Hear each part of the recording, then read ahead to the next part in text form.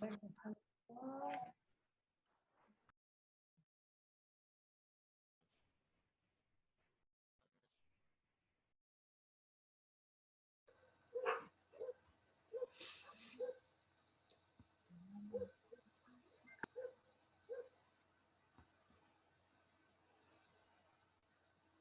Bueno, me parece que éramos 8. Bueno, no, por eso, el derecho ya, bueno, el código es bastante reciente, tiene 5 años. Vamos a ir a ver cómo se va a ir, cómo se va a ir desarrollando y aplicando y demás. Pero va a depender mucho de nuestra creatividad. La creatividad de los abogados, las abogadas, que puedan, digamos, ir plasmando las distintas interpretaciones. Pero bueno, entonces, voy a seguir compartiendo, ¿les parece? Así tratemos de cerrar un poco el tema. Bien. Ahí estamos, entonces. El 2614 nos va a hablar de 2 hipótesis de personas que merecen una protección que se llama reforzada, ¿sí? Que son las personas, no me gusta hablar de la palabra persona menor, pero sigue existiendo, pero es niña, niño, adolescente, y las personas, adultos mayores que tienen una discapacidad. Que sabemos que, bueno, en el caso de los niños, niñas, adolescentes, tenemos una convención específica, también tenemos una ley de protección integral de la niñez, de niño, niña, adolescente, y en materia de discapacidad, básicamente tenemos la Convención del 2006 de los derechos humanos de las personas con discapacidad, frente para la República Argentina, y también en el ámbito interamericano vamos a tener una convención sobre protección de los derechos de las personas adultas mayores, que también es vigente para la gente. ¿Alguien se anima a leer el 2006-14? Yo digo, no sé si me escuchan bien. Sí, sí, Macarena. 2006-14. Domicilio de las personas menores de edad. El domicilio de las personas menores de edad se encuentra en el país del domicilio de quienes ejercen la responsabilidad parental.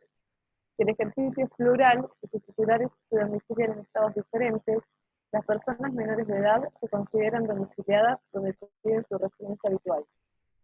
Sin perjuicio de lo dispuesto por convenciones internacionales, los niños, niñas y adolescentes que han sido sustraídos o retenidos ilícitamente no adquieren domicilio en el lugar donde permanezcan sustraídos, fuesen trasladados o retenidos ilícitamente. Perfecto, muchas gracias, Macarena.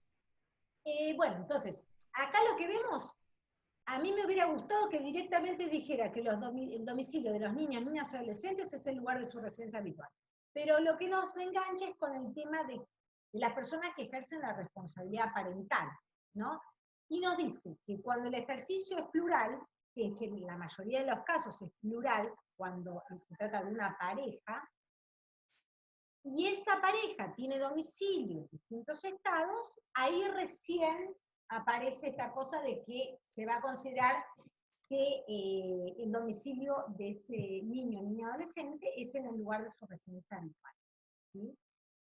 El supuesto del segundo párrafo nos habla de los supuestos que estábamos mencionando anteriormente, hicimos algunos ejemplos de sustracción o traslado ilícito a otro estado o retención ilícita, es decir, cuando uno de los progenitores traslada al niño a otro estado sin el consentimiento del otro progenitor a un estado distinto de su residencia habitual, o trasladándolo con el consentimiento a un lugar distinto, el otro progenitor a un lugar distinto de la residencia habitual, lo retiene ilícitamente cuando debiera, digamos, deberían volver, o debiera volver ese niño al lugar de su residencia.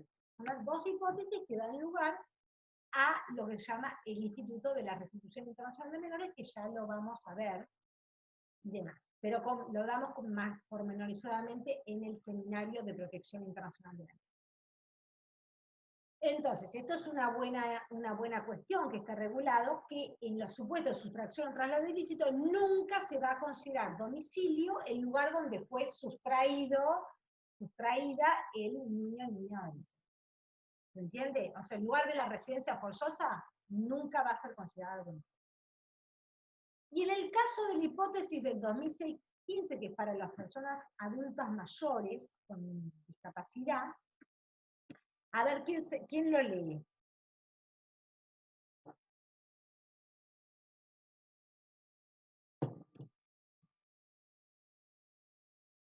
¿Algún voluntario o voluntaria?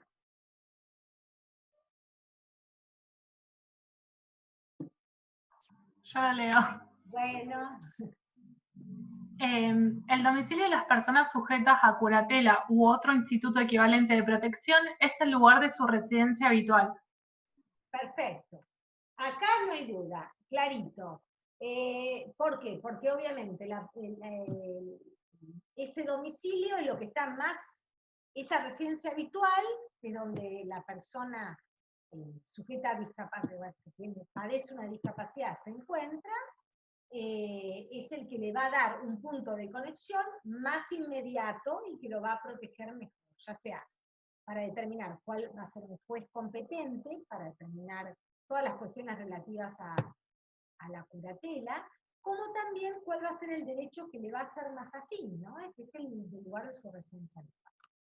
Bien, en cuanto a la fuente convencional, tenemos los dos tratados viejitos pero buenitos, de Derecho Civil Internacional del 89, que nos habla del domicilio, en el artículo 5, que también tiene una norma directa, calificatoria, que nos define los conceptos, que es el lugar donde la persona, donde reside la persona, y que determina las condiciones requeridas para que el lugar donde reside constituya domicilio. O sea, el lugar donde reside la persona, donde tiene su residencia, es el que va a determinar las condiciones legales para que ese lugar sea considerado domicilio. También nos plantea como segunda hipótesis que si no podemos detectar un domicilio de una persona, va a ser el lugar de su residencia. Necesitamos ubicar a la persona para conferirle derechos y obligaciones. En Montevideo del año 40 vamos a ver que también tiene un artículo 5, pero va a ser mucho más, va a definir más, va a tener mayores normas calificatorias. Entonces está la residencia habitual en el lugar, digamos, ¿cómo va a ser considerado el domicilio? En primer lugar, el lugar donde tiene la residencia habitual, con ánimo de permanecer allí. A falta de este elemento, el lugar de la residencia habitual, donde se encuentra su grupo familiar, integrado por hijos menores, capaces, o la cónyuge, o quien haga la vida en común, o a falta de cónyuge, la de los menores incapaces viva. Si no se puede determinar esto, un lugar así, para determinar esa atribución del concepto de domicilio, se toma el lugar donde tiene sus negocios, el centro principal de sus negocios, su comercio y demás. En ausencia de esto, se reputa como domicilio la simple residencia, bueno, donde lo localizamos. Y básicamente la idea de que ninguna persona puede carecer del domicilio y tampoco la idea de unilateralidad del domicilio. Una vez que ubico el domicilio, es ese, no ambos. Porque la idea es focalizar ese estatuto personal en un espacio determinado, digamos, en un ordenamiento jurídico. Bueno, y en cuanto al régimen, ya pasando, entonces, de domicilio más o menos quedó claro. Hay normas calificatorias autónomas que nos definen qué es domicilio, que van de mayor a menor o con distintas clasificaciones. Tenemos regulado en los tratados de Montevideo y también lo tenemos regulado en el Código Civil y Comercial. En cuanto a la capacidad de la persona humana, vamos a encontrar también disposiciones de derecho internacional privado, ¿no? El artículo 2616, que nos va a explicar cuál va a ser la ley aplicable a la capacidad de la persona humana. ¿Cómo determino si una persona es capaz o incapaz? Acudo al derecho, a la ley de su domicilio. Que establece básicamente el cambio de domicilio, no afecta la capacidad. Y acá me interesa traerles a colación esta idea del instituto de la irrevocabilidad Y con esto terminamos, de revocabilidad de la capacidad adquirida. Se los voy a ejemplificar con un caso, con algunos casos. Básicamente, como existen distintos ordenamientos jurídicos, la capacidad cuando se trata de menores de edad, niños, niñas, adolescentes, cambia. En algunos estados se adquiere la capacidad por edad a los 18, otro a los 23, otro a los 21, otro a los 16, países africanos que tienen a los 15 años. Entonces, ¿qué pasa? A raíz de esta situación, ¿qué pasaba con una persona que era capaz en un ordenamiento jurídico, de donde se domiciliaba, y luego cambiaba de domicilio donde para ese ordenamiento era incapaz? O a la inversa, era incapaz conforme a la ley de su domicilio, y luego se mudaba y para ese ordenamiento era considerada capaz. Bueno, la regla, tanto en el Código Civil de Vélez Arfiel, que estaba en el artículo 137 y 138 del Código de Vélez, se reprodujo acá, en el Código Civil y Comercial, en el artículo 2616, que ahora vamos a ver las excepciones en 2006-17.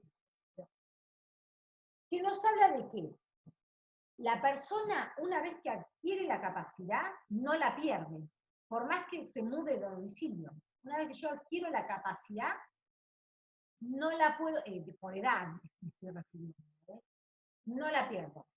Puedo perderla por una cuestión de, digamos, de capacidad mental, un tema de salud mental y demás, pero no, en materia de edad, si me mudo y yo soy capaz, no la pierdo, o si era incapaz para mi ordenamiento, me mudo y para ese ordenamiento soy capaz, la adquiero. Siempre se está a favor de la capacidad y demás.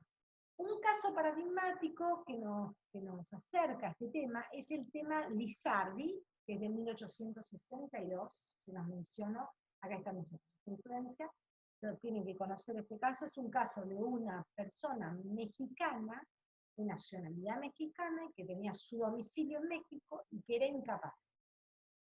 Se traslada a Francia, donde contrata y no paga. Adquiere deudas, digamos, que están documentadas y demás. Entonces los ciudadanos franceses lo demandan, pero esta persona era menor de edad y oponía la excepción de falta de legitimación pasiva para ser demandado. En el interregno de esos procesos adquiere la mayoría de edad conforme al ordenamiento francés. Entonces, esta persona, Lizardi, finalmente va a ser condenada basándose en este instituto de la irrevocabilidad de la capacidad adquirida, o sea, dio la capacidad, y además por el instituto de lo que se llama el interés nacional, que hace preservar el interés de las personas en Francia que contratan con una persona de buena fe, creyendo que era capaz, y que merecen que digamos que esos compromisos no caigan por un tema de capacidad. Si por dos cuestiones se condena a Lizardi, por el tema de que adquirió la capacidad, conforme al ordenamiento francés, a pesar de que en su domicilio seguía siendo incapaz, y además por un tema de interés nacional, de preservar los intereses de los ciudadanos franceses que habían contratado de buena fe con una persona creyendo que era capaz. Otro caso paradigmático es el caso del conocido de la hija de Ramón del Valle Inclán, un caso de allá por 1946, que en plena guerra española se traslada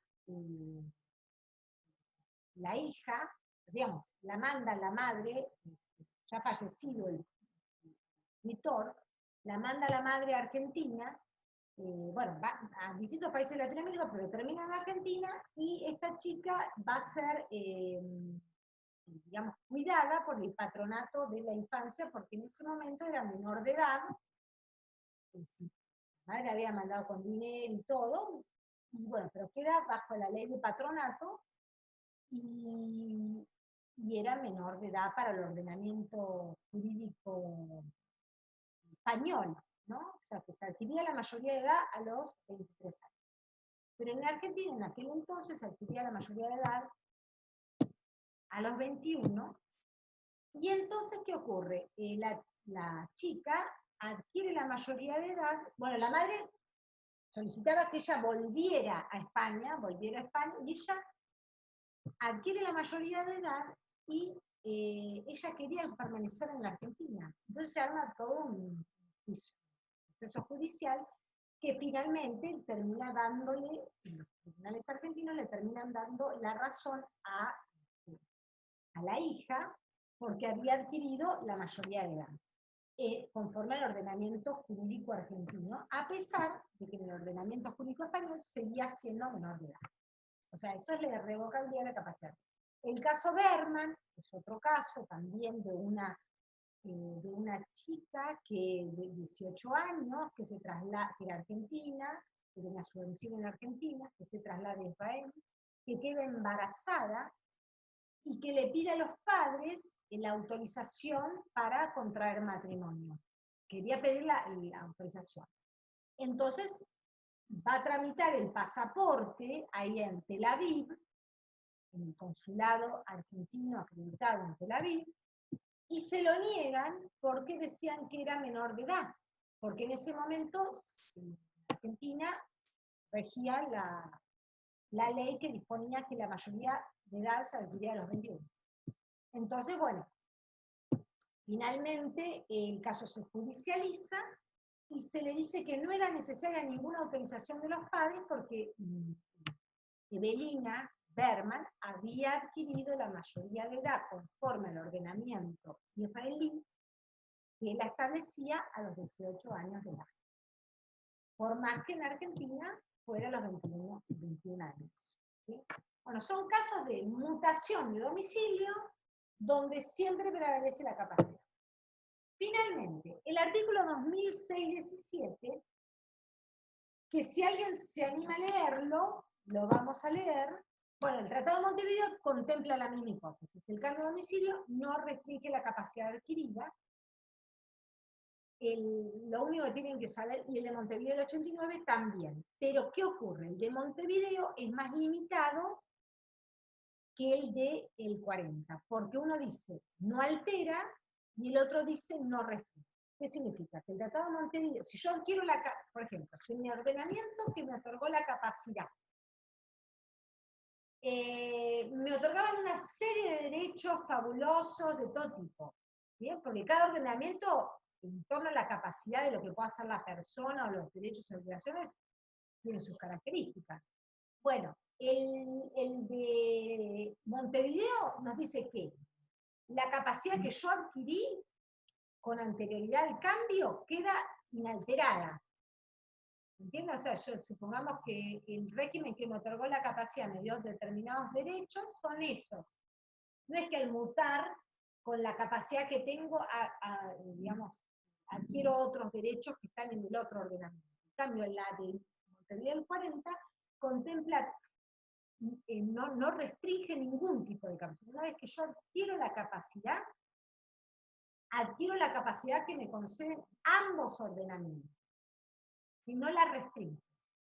Esa es la única salvedad que se hace doctrinariamente a la interpretación de Montevideo del 89 y de Montevideo del 40. ¿Alguien se anima a leer el 2006-17? Y con esto ya me parece que estaríamos terminando. Supuesto de personas incapaces.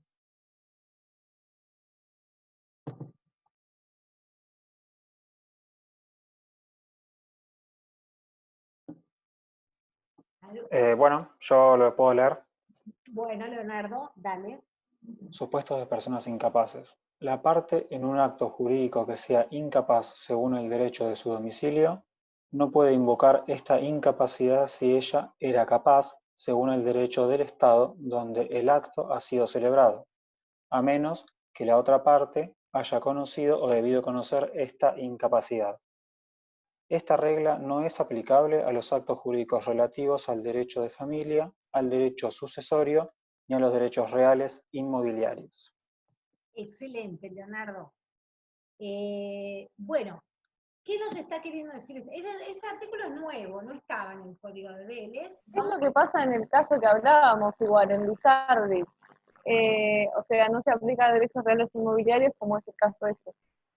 Excelente, Macarena, tu aporte lo voy a considerar para nuevas clases. Espectacular.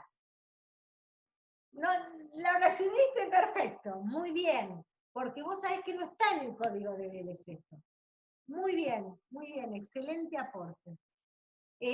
Precisamente, o sea, la idea, como les digo, es la idea de la vigencia y la eficacia del acto jurídico, digamos, que no caiga el acto jurídico, ¿no? O sea que, si yo, la persona que es incapaz, de acuerdo a la ley de su domicilio, que realiza un acto jurídico bajo un ordenamiento para el cual resulta capaz, bueno, se mantiene esta perspectiva, es decir, no cae, ¿no? O sea, básicamente, la idea es la eficacia del acto jurídico, salvo, como explicó Macarena, para cuestiones que hacen, una de ellas, al derecho inmobiliario, derechos reales inmobiliarios, o sea, el caso Lizardi sería un caso puntual, de ejemplo. Después, todo lo que hace a derechos sucesorios, y lo que hace al derecho de familia. Acá lo veo bastante amplio, porque el campo del derecho de familia, porque, a ver, como, razonando con todo, con Macarena, con todos, en realidad, cuando hablamos de derechos reales inmobiliarios, o hablamos también de derechos sucesorios, nos estamos refiriendo a temas de transmisión, de dinero, podríamos decirlo, ¿no? En cambio, cuando hablamos de derecho de familia, el plexo, el abordaje de los temas es mucho más amplio, con lo cual habría que ver cómo lo van a interpretar, digamos, los tribunales respecto de la cuestión, ¿no? Porque lo que plantea que esto no se daría en estas tres materias, que son campos muy grandes. Seguiremos viendo cómo este código, que es un código de ponderación, se va interpretando a lo largo del tiempo, ¿sí? Bueno, ay, tenía más líneas, perdonen, ya estamos hartos de mí. Bueno, entonces, otras disposiciones fundamentales sobre el tema es, bueno, el tema de, bueno, el artículo 2640 nos va a hablar de los institutos de protección, de tutela, institutos similares como la curatela. Sobre el 2641 nos habla de medidas urgentes de protección, que es una norma, digamos, de aplicación inmediata, para proteger a la persona, digamos, que sufre una discapacidad y demás. Tenemos casos de jurisprudencia, por ejemplo, el caso González Abreu y otros sobre representación, ¿no? Que es creo que en español, que residente en Cuba, que otorga un testamento. Todo esto, obviamente, la idea es que ustedes refresquen estos temas, los vean en el libro, cuentan con el material, el libro de la doctora Rapalini, que está demás. Si no, me piden, me escriben, yo les aporto el material que necesiten. Otro, bueno, el tema de la ausencia, que más o menos ya lo habíamos mencionado. ¿Para qué sirve el régimen de ausencia? Para preservar los bienes del ausente. ¿Sí? No implica que un ausente generalmente está vinculado con el tema de la desaparición forzada de personas, que lamentablemente lo seguimos viviendo. Lo vivimos con Jorge Julio López, que lo vivimos con Miguel Cruz, que lo vivimos con Santiago Maldonado, lo vivimos con Facundo Astudillo Castro, seguimos viendo. Bueno, pero el régimen de ausencia es para preservar el patrimonio de la persona ausente. No implica que nosotros se prescriba la persecución de ese delito, ¿no? Entonces, los tratados de Montevideo nos hablan solamente de ausencia, pero no van a calificar qué es la ausencia. Y en cuanto lo tienen, básicamente los hacen regir por la ley del lugar de situación. Esto es básico. Cuando se trata de bienes, siempre se aplica la lex res citare. El lugar de situación es lo que va a determinar todo lo que hace la regulación de los bienes. El juez que va a intervenir, como la ley que vamos a aplicar para resolver un eventual conflicto. Después, en cuanto el juez básicamente que determina en ambos, bueno, se va a determinar básicamente por el último domicilio del ausente, ¿sí? Esto en lo que es en los tratados de Montevideo de 1889 y de 1940. Después tenemos el artículo 81 a nivel interno, cuando toca aplicar el derecho argentino a una relación jurídica internacional, iremos al artículo 81, que dirime la jurisdicción a nivel interno.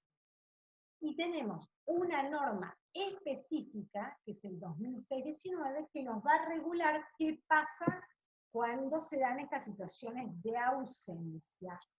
Que lo vamos a ver, una última voluntario para leer el 2006-19, ausencia y presunción de fallecimiento en cuanto a la jurisdicción. Hay dos disposiciones, una en cuanto a la jurisdicción y una en cuanto al derecho aplicable.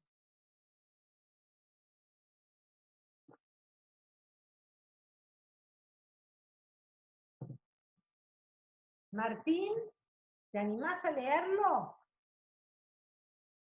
¿O me parece? Sí, ahí lo tengo. Bueno. Ausencia y presunción de fallecimiento, jurisdicción. Para entender en la declaración de ausencia y en la presunción de fallecimiento, es competente el juez del último domicilio conocido del ausente o, en su defecto, el del último, el de su última residencia habitual. Si estos se desconocen, es competente el juez del lugar donde están situados los bienes del ausente con relación a estos. El juez argentino puede asumir jurisdicción en caso de existir un interés legítimo en la República. Perfecto, muchas gracias, Martín. Bueno, entonces acá vemos que hay una serie de hipótesis en cuanto a la jurisdicción. Básicamente, el domicilio que tenía el ausente, la persona que no está, que no se sabe dónde está. Bien, si no se conoce un domicilio conocido, se va a la residencia, al lugar de su última residencia. Si no tenemos desconcierto respecto a si se desconoce esto, es el lugar donde tiene bienes respecto de esos bienes, ¿sí? Y finalmente, aparece una idea de orden público cuando hay un interés legítimo de la República Argentina por básicamente intervenir, ¿sí? Donde, digamos, asume jurisdicción como para no dejar en situación de vulnerabilidad a esta persona que está ausente. Y acá se me ocurre, digamos, vincularlo con el artículo 2602, que nos habla del foro de necesidad, ¿no? En determinadas hipótesis donde puede intervenir el juez argentino, como para, digamos, arrogándose una jurisdicción que en principio no le es propia. ¿Sí? Artículo 2602. En cuanto al 2620, vemos cuál sería el derecho aplicable a todas estas cuestiones relativas a la ausencia de una persona. ¿Quién se anima a leerlo?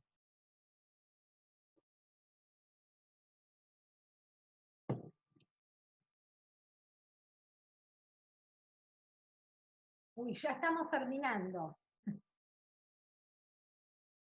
Una voluntaria más y ya se... Profe, yo lo leo. Dale, dale, Estefanía. 2620, aplicable. La declaración de ausencia y de presunción de fallecimiento conocido de la persona desaparecida. O se corta. Se cortó. A ver. ¿Ahí se escucha? Sí, ahí se escucha, sí. A ver.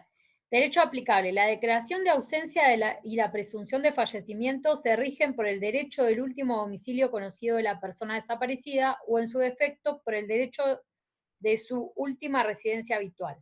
Las demás relaciones jurídicas del ausente siguen regulándose por el derecho que las regía anteriormente. Los efectos jurídicos de la declaración de ausencia respecto de los bienes inmuebles y muebles registrables del ausente se determinan por el derecho al lugar de situación o registro de esos bienes. Perfecto. acá aparece lo que sería la teoría del paralelismo, donde se regula, digamos, las hipótesis de punto de conexión de jurisdicción se aplican también a derecho aplicable. Entonces, primero buscamos el último domicilio del ausente. Si no lo podemos determinar, el lugar de la última residencia habitual que tenía. Y después, obviamente, que lo que plantea que todas las demás relaciones jurídicas del ausente se van a seguir regulando conforme estaban reguladas antes de que desaparezca esa persona, ¿no? Como se regían anteriormente. Y también aparece el principio de la lex recitae respecto a los bienes inmuebles, los muebles registrables, que tienen un lugar de situación, de peso, que hace que se aplique siempre la ley del lugar de su situación. ¿Sí? Eso sería, digamos, lo que ustedes necesitarían saber, digamos, en líneas generales. La idea es que ustedes lo repasen con el libro. Si les quedaran algunas dudas, me escriben. Yo pensaba subirles un práctico, pero a título ejemplificativo, muy sencillo, pero yo sé que a esta altura están como agotados, me parece, pero bueno. Podemos subirlo en forma, que me escriban en forma particular, o que, digamos, la idea es, ustedes saben que tenemos un libro de prácticas, donde nosotros hacemos una serie de evaluaciones personales, a ver si las clases se entienden o no se entienden. Entonces, yo acá elaboré uno de un caso de revocabilidad de la capacidad adquirida, y bueno, que si quieren se lo subo, como para que ustedes, sin ningún tipo de evaluación, como para que ustedes se hagan una especie de autoevaluación, ¿no? Así que se los voy a subir como para que ustedes lo puedan hacer y me lo suban, me parece, me los manden por mail. Así no queda, digamos, el que lo quiere contestar, lo contesta, el que no quiere no habría una implicancia. Así que, bueno, ya son las 22, me van a matar, ya están hartas a esta hora de la noche, discúlpenme.